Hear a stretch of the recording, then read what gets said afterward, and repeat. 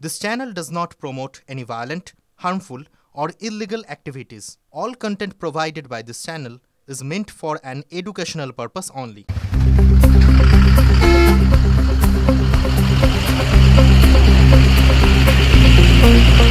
বাংলাদেশের সঙ্গে বাণিজ্যে সার্জিক্যাল স্ট্রাইক ভারতের। এখন থেকে ভারতের সব সীমান্ত বা বন্দর থেকে বাংলাদেশের তৈরি পোশাক, খাবার, প্লাস্টিকের জিনিস, কাঠের আসবাব, রং কিছুই আর আমদানি করা যাবে না, এমনই নির্দেশ দেওয়া হয়েছে কেন্দ্রীয় সরকার ডিরেক্টরেট জেনারেল অফ ফরেন ট্রেডের তরফে। তা নিয়েই এখন জোর চর্চা দুই দেশে। চাপানুতোর রাজনৈতিক মহলেও উদ্বিগ্ন বাংলাদেশের ট্রাক চালকরাও। এই নিষেধাজ্ঞার ফলে চ্যাংরাবান্ধা স্থলবন্দরে কার্যত অচলাবস্থার সৃষ্টি হয়েছে। সীমান্তবর্তী এলাকায় বাংলাদেশের শ্রমজীবী মানুষদের মধ্যেও চরম হতাশা। তাদের বক্তব্য, এই অঞ্চলে কোনো উল্লেখযোগ্য শিল্প না থাকায় তারা মূলত সীমান্তের আমদানি রপ্তানির ওপরেই নির্ভরশীল। এই নিষেধাজ্ঞার ফলে তাদের জীবিকাই এখন ঘোর অন্ধকারে। বাংলাদেশের ট্রাক চালক এবং ব্যবসায়ীরাও ভারতের এই সিদ্ধান্তে প্রবল চাপে। মানুষজন তো আর কি বলবে, এখন সব ইন্ডিয়ানের ব্যাপার, মানুষজন আর কি বলবে।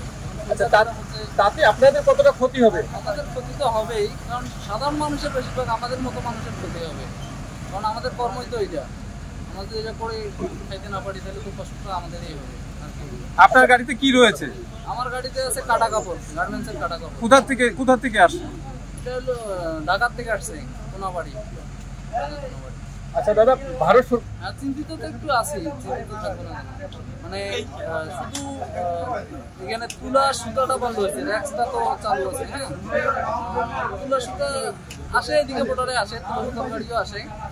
বাকি এই যে প্রাণের মাল,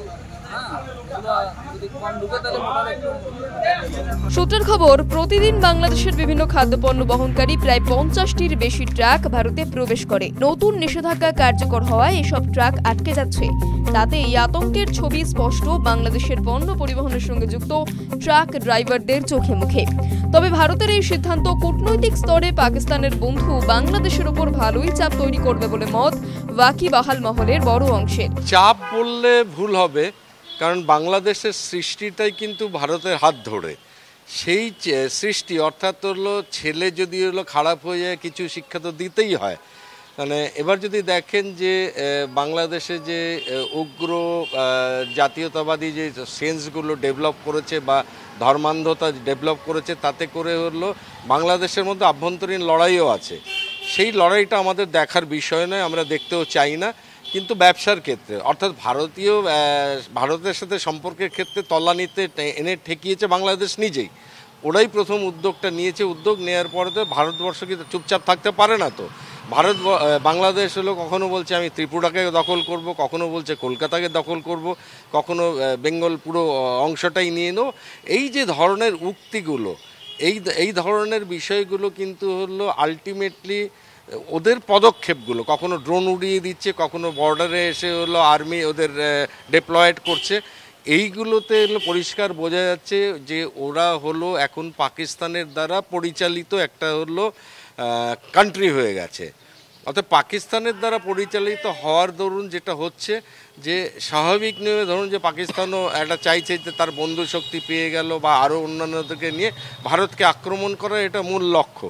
সেই দিক থেকে বিচার করলে পরে ভারতের জায়গাটা হলো পণ্য থেকে, আপনারা দেখেছেন পাকিস্তানের ক্ষেত্রেও সেই জিনিসগুলোই ঘটেছিল। স্বাভাবিক নিয়মে আমার ইয়েতে তোরা হলো প্রতিপালিত হোস, আমাকেই তুই চোখ রাঙাস, এটা তো স্বাভাবিক নিয়ম, এটা কেউ মেনে নেবে না। এই পণ্যগুলো আমদানি বন্ধ করা হলে বাংলাদেশের ক্ষেত্রে কি চাপ বাড়লো?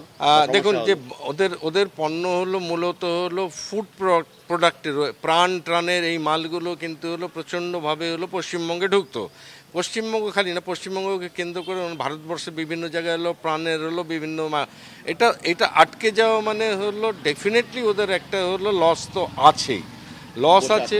হ্যাঁ, তারপরে হলো লসের সাথে সাথে হলো এই পণ্যের সাথে সাথে আবার আসুন আপনি যদি অন্য দিকগুলো দেখেন, যে পোশাক আশাকের যেই জায়গাটা আছে শিলিগুড়িতে, আমি যদি শিলিগুড়িতে বসে আপনাকে বলি, বাংলাদেশ থেকে হলো থান ইম্পোর্ট হয়, থান মানে ওই লেভাইস, র্যাঙ্গলার, এই থানগুলো আসে।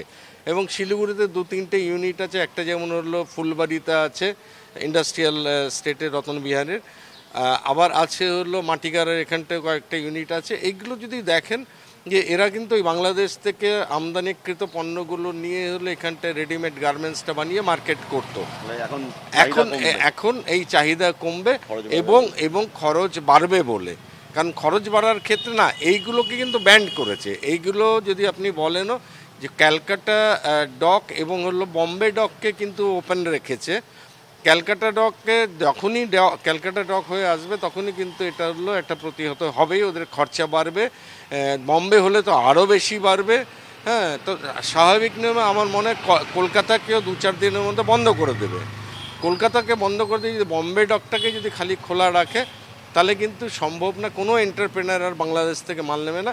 এতে আমাদের প্রোডাকশন বাড়বে, আমাদের ওন কনজামশন প্যাটার্নটা যেটা ছিল সেগুলো বাড়বে, আমাদের অর্থনীতি সুদৃঢ় হবে। আর বাংলাদেশ চাপে পড়বে। হ্যাঁ, বাংলাদেশ চাপে তো পড়বেই। বাংলাদেশ অলরেডি হলো ইউরোপ বন্ধ করে দিয়েছে, অলরেডি আমেরিকা বন্ধ করে দিয়েছে বাংলাদেশের গার্মেন্টসে ইম্পোর্ট করা। তাতে ওরা অলরেডি ওদের ইউনিট হলো মানে 60%-এর উপরে ইউনিট বন্ধ হয়ে গেছে। হ্যাঁ, এবং যেইটুকুন আছে এই চাপের জন্য কিন্তু ধরে নিন আরও 20% ইউনিট বন্ধ হয়ে যাবে। 20% ইউনিট বন্ধ হওয়া মানে ওখানটা প্রায় হলো 50,000 লোক কিন্তু হলো বেকার হয়ে যাবে। ভারতীয় বিদেশ মন্ত্রক তারা তাদের বিবৃতি দিয়েছেন এবং আমরা যারা পশ্চিমবঙ্গের মানুষ ভাষাগত কারণে বাংলাদেশের পরিস্থিতি সম্পর্কে আমরা অন্তত প্রত্যেকেই ওয়াকিবহাল। এই মুহূর্তে দাঁড়িয়ে আন্তর্জাতিক ক্ষেত্রে বেশ কিছু কৌশল প্রত্যেক রাষ্ট্রই তার মতন করে নেয়। এক্ষেত্রে বাণিজ্যে নিষেধাজ্ঞার প্রশ্নে ভারত সরকারের এই সিদ্ধান্তের পেছনে কি কি কারণ বা যুক্তি রয়েছে সেটা নিশ্চিতভাবে বিদেশ মন্ত্রকের পক্ষ থেকে বলাটাই শোভনীয়। একজন ব্যক্তিগতভাবে শুধু এইটুকু মনে করি, জনপ্রতিনিধি হিসাবে বা বাংলা ভাষা কথা বলা একজন মানুষ হিসাবে বাংলাদেশে হিন্দুদের সাথে যা হয়েছে সেটা না কখনো সমর্থনযোগ্য ছিল না কখনো সমর্থনযোগ্য হবে। এই কারণে কোনো সিদ্ধান্ত যেগুলো হয়তো এই সময় মনে হতে পারে সাধারণ অবস্থায় কেন এই ধরনের সিদ্ধান্ত নেওয়া হচ্ছে, কিন্তু এই ধরনের সিদ্ধান্ত কখনো কখনো প্রয়োজন হয়। শুধু কি এই একটাই কারণ নাকি বাংলাদেশে যেমন লালমনিরহাটে চীন পাকিস্তানের যৌথ উদ্যোগে একটা পোর্ট তৈরি করা, বাংলাদেশের পাইলটদেরকে প্রশিক্ষণ দিতে পাকিস্তানের পাইলটদেরকে ডাকা, সব মিলেই তো প্রধানমন্ত্রী বার্তা দিয়েছেন জিরো টলারেন্স।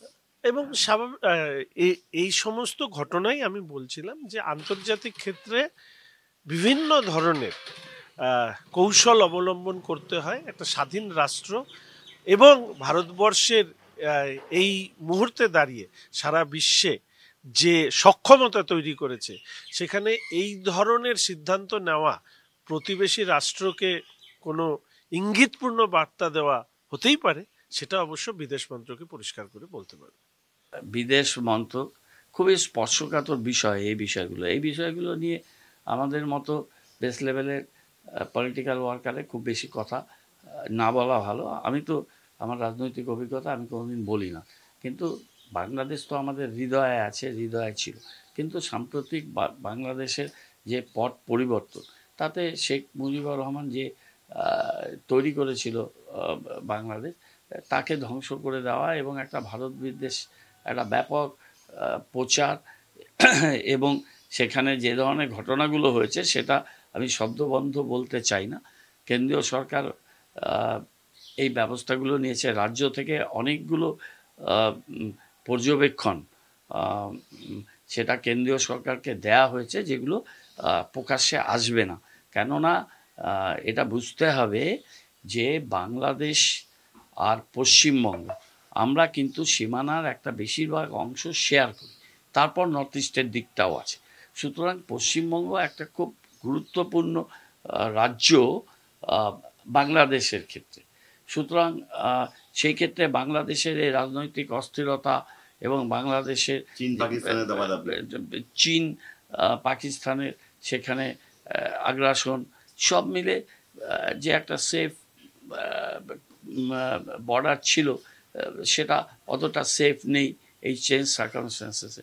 সেই ক্ষেত্রে অনেক চিন্তাভাবনা করেই হয়েছে, কিন্তু নিশ্চিতভাবেই রাজ্য সরকারের শীর্ষ যারা আধিকারিক মাননীয় মুখ্যমন্ত্রী তিনি ভেরি মাচ কনসার্ন অ্যাবাউট এই সিনারিও, এবং সেটা নিয়ে যা বলার আমাদের সরকারের থেকে আধিকারিকদের থেকে তারা কেন্দ্রীয় সরকারের সাথে বরাবরই এটা আলাপ আলোচনা করেন, এটা নিয়ে বিশেষ প্রকাশ্যে বলার কিছু। টিভি9 বাংলা ডিজিটাল।